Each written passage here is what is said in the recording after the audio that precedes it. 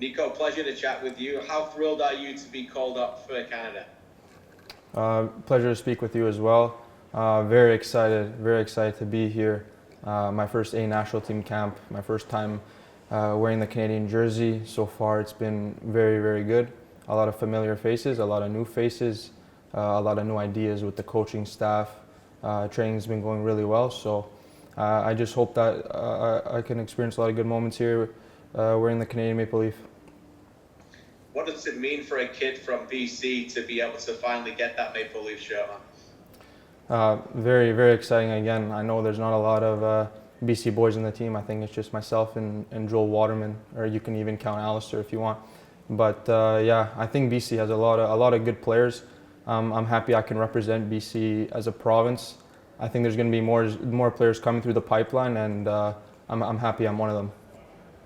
Has this happened even quicker than you would have thought, Niko? I know you're a very ambitious guy, but wasn't that long ago we saw you playing at York in university, and now you're here playing for a national team. Even with your own ambitions, has this come quicker than you imagined? To be honest, it did come quicker than I imagined. I always knew that it wasn't a matter of if, it was just a matter of when. And with my story, I went to college, I think it was just 3 years ago. And now to be able to play for the A national team of Canada, it's happened really fast, but I've enjoyed every minute of it, and I just hope I can continue like this. You mentioned your story and your proud history and the Croatian descent. There's a lot of fans in Canada that were absolutely thrilled when you decided to make that change. Maybe just talk to me a little bit about the decision that you and your family came to decide on that. Yeah, look, I just want to say first and foremost that I have the utmost respect for Croatia and the Croatian national team. They've been nothing but good to me, and throughout this process they're really understanding. But it got to a point where I felt like this was the decision I wanted to make. My family was very understanding, and this wasn't something that anyone forced upon me. It was 100% my decision, and I'm very happy with it. It must be really hard though. Like, I'm from England and I'm from Canada, and I feel 50-50 right through. So it must be, to ask a 20-year-old to make that decision must be really difficult though, because you're entitled to feel that you're from both. Yeah, look, if there was a rule that I could play with both national teams, maybe I'd do that. But I had to make a decision. And growing up and playing my youth soccer in Canada, I have a very strong relationship with Canada. All my family and friends live there. So yeah, as much as I am Croatian, I am Canadian, and I love Canada and I love Croatia, but I wanted to play for Canada. What was that Canada-Croatia game in the World Cup like for you? Was that celebrating everything and every goal?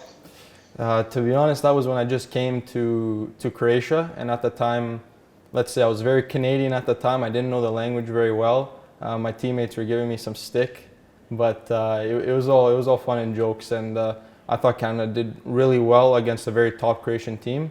But yeah, it was very funny in the time because I just got to Croatia and I got a lot of jokes made after that game. But yeah.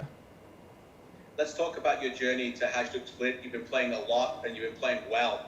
I think I was watching a game recently where you made a great run down the right-hand side. I thought for sure you got an assist. I don't know how the striker missed it when you crossed it into the box. But how has your performances been yourself? How you evaluate your performances so far for the club this season and last?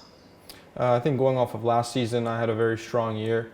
I think I only missed 2 or 3 games, and that was from suspension. But last season I had a really good season. I was playing a lot of right back, but also got into the midfield as well.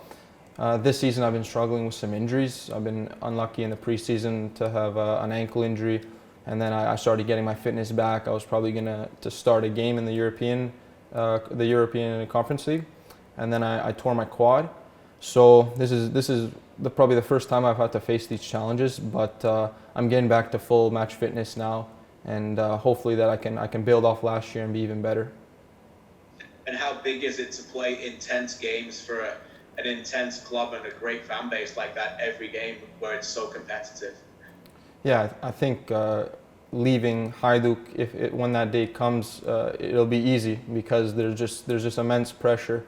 There's always that feeling that we want to win the championship after so many years, and that every game is a must-win.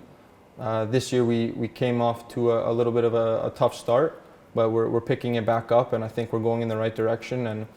and the fans are very, very tough on us, but I think that's good because it motivates us to be the best we can.